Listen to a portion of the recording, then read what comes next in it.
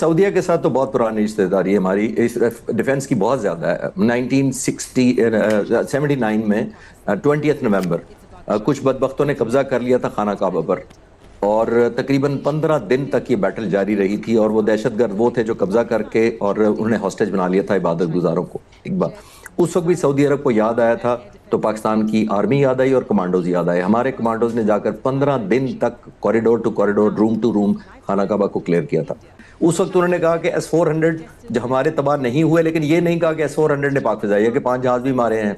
तो ये सारी चीजें उनको 3.5-4 महीने बाद 9 सितंबर को इस महीने एयरफोर्स चीफ इंडियन एक तकरीर करते हुए पब्लिक सेमिनार में 58 मिनट की तकरीर करते हैं, और 28 मिनट बाद उनको ख्याल आया कि हमने पाकिस्तान के जहाज भी मारे हैं। 93 दिन गुजरने के बाद होती है नीयत और एक होता है अमल। नीयत तो आप कभी भी किसी कर सकते हैं कि हमने नीयत कर लिया हमला कर देंगे, लेकिन उसके लिए काबिलियत भी होनी चाहिए। उसकी काबिलियत खासतौर पर अभी 4 महीने पहले टेस्ट हुई है, तो उस वक्त तो बड़े क्वेश्चन मार्क लग गए। पाकिस्तान से बाहर तो लगे ही चले, और पाकिस्तान में और पाकिस्तान से बाहर तो दुनिया ने देखे, हिंदुस्तान के अंदर भी बहुत लगे कि उनकी काबिलियत थी कि नहीं थी, और पहले ही बड़ी एम्बैरेसमेंट हो रही है। और इसको देखते हुए मैं एक बड़ा ज़रूरी बात ऐड करना चाहूँगा, वो ये कि मुझे लगता है कि इंडियन डिफेंस मिनिस्टर को तीनों सर्विसेज चीफ की एक मीटिंग बुलानी चाहिए कि वो चारों बैठकर, और प्राइम मिनिस्टर अगर चेयर करें तो बड़ी अच्छी बात है, मेरा मशवरा है, पहले ये डिसाइड करें ये जंग जारी है कि ये बंद हो गई है।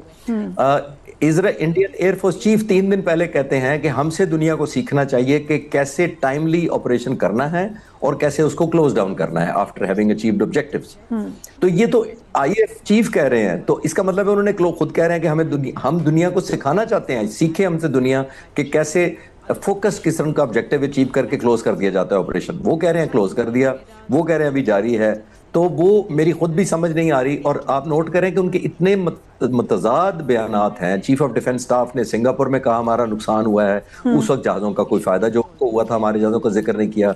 उन्होंने कहा हमने एयरफोर्स ग्राउंड कर दी, हमारे टैक्टिक्स फॉल्टी थे, उस वक्त उन्होंने शूटिंग की बात नहीं की। तो मैं ये डिस्कनेक्ट इतना ज्यादा देखता हूँ कि मैं खुद भी कंफ्यूज हो रहा हूँ कि वो आयात जारी रखना चाहते हैं। आखिरी बात इस पर मैं ये कहूंगा कि उन्होंने जो उनकी कैपेबिलिटी मई में थी वो आज भी है। जब आप इतना ज्यादा बीटिंग आपको मिले और इतना ज्यादा ऑफेंस पाकिस्तान ने आप पे किया है, इस दौरान 4 महीने उन्होंने कोई मेजरेबल कैपेसिटी बिल्ड की है? जवाब मेरा है नहीं। नियत की होगी, 120 राफेल लेना चाहते हैं, बहुत सारा करना चाहते हैं, लेकिन मीनिंगफुल चेंज उनके पंच में या उनकी ऑफेंस में या उनके डिफेंस में ऐसी कोई चेंज मैं नहीं देख रहा जो उनको ट्रिगर कर सके या कम से कम ये कॉन्फिडेंस दे सके कि वो एक और हमला करे पाकिस्तान के ऊपर। मेरा नहीं ख्याल।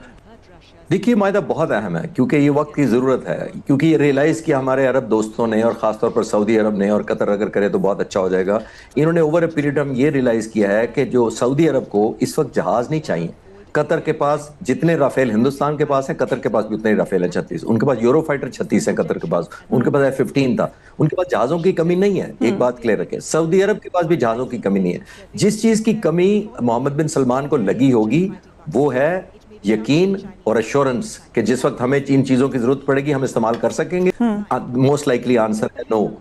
जब ये उनको कॉन्फिडेंस उनका शैटर हुआ है तो पाकिस्तान की तरफ रुजू किया है, और अल्लाह की मेहरबानी से हमने अभी एस्टैब्लिश की थी अपनी रिट भी और अपनी अथॉरिटी भी और अपनी विन भी साबित की थी।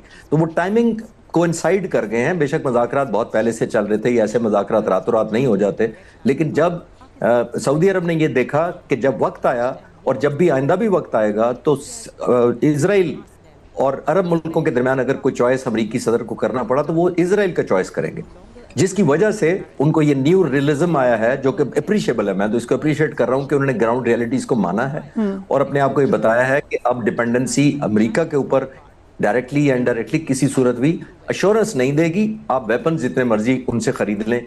अभी $140 बिलियन की डील की थी, आपने नोट किया प्रेसिडेंट ट्रम्प के दौर में। और आखिरी बात एक और भी, GCC का मेंबर है सऊदी अरब। GCC की अपनी जो डिफेंस स्पेंडिंग है वो 130 बिलियन है, पाकिस्तान से तकरीबन 15 गुना ज्यादा, और तकरीबन 400,000 उनके सोल्जर्स हैं। और कतर का देख लें सिर्फ रकबा कितना है, 20 किलोमीटर बाई 40 किलोमीटर। वो भी नहीं डिफेंड हुआ GCC में रह के 4 लाख सोल्जर्स के साथ 130 बिलियन के साथ। तो आपने, मैं उस बात को, अपनी बात को सपोर्ट करना चाह रहा हूं कि देखिए उनको इस वक्त एश्योरेंस चाहिए ना कि वेपन्स चाहिए। बजटिंग उनके पास बहुत है, पैसे उनके पास बहुत है, जहाज उनके पास बहुत है। जो चीज मिसिंग लगती है कि उनकी कैपेसिटी बिल्डिंग खुद नहीं की गई, और दूसरा उनको यकीन नहीं है कि अगर हमारे पास जो वेपन है ये कारगर होंगे भी वक्त आने पर या नहीं होंगे। देखिए सऊदीया के साथ तो बहुत पुरानी रिश्तेदारी है हमारी, इस डिफेंस की बहुत ज्यादा है। 1979 में 20 नवंबर کچھ بدبختوں نے قبضہ کر لیا تھا خانہ کعبہ پر، اور تقریباً 15 دن تک یہ بیٹل جاری رہی تھی، اور وہ دہشت گرد وہ تھے جو قبضہ کر کے اور انہوں نے ہاسٹیج بنا لیا تھا عبادت گزاروں کو. ایک بات اس وقت بھی سعودی عرب کو یاد آیا تھا تو پاکستان کی آرمی یاد آئی اور کمانڈوز یاد آئے. ہمارے کمانڈوز نے جا کر 15 دن تک corridor to corridor, room to room خانہ کعبہ کو کلیئر کیا تھا. پہلی تو یہ بات کلیئر کر لیں. مجھے خود بھی اعزاز ہوا کہ میں جب سروس کے دوران میں بھی ٹریننگ کرنے سعودی عرب گیا تھا، اور تقریباً ہم نے 1 مہینہ رہ کر ان کے سینئر آفیسرز کی کوئی ٹریننگ کی تھی. یہ ٹریڈیشن چل رہا ہے. اور ہماری ایک اور بتاتا چلتا ہوں، 1982 میں ہماری ایک آرمر بریگیڈ سعودی عرب گئی تھی، اور جو ہمارے آرمی چیف تھے کرامت، جہانگیر کرامت، وہ اس وقت بریگیڈ کمانڈر تھے اس فورس کے.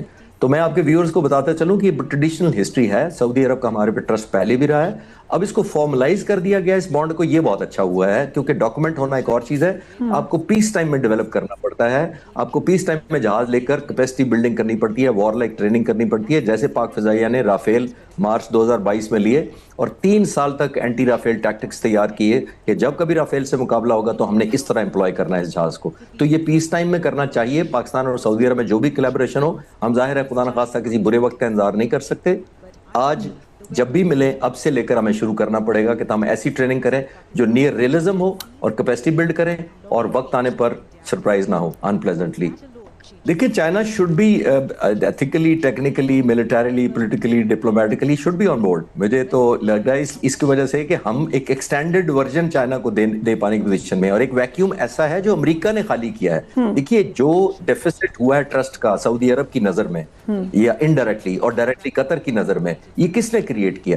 یہ اسرائیل کے لیے نے تو کوئی سرپرائز نہیں ہے، یہ امریکہ نے سرپرائز زیادہ دیا ہے ان ملکوں کو کہ وقت آنے پر you are not the best option, Israel is the best option.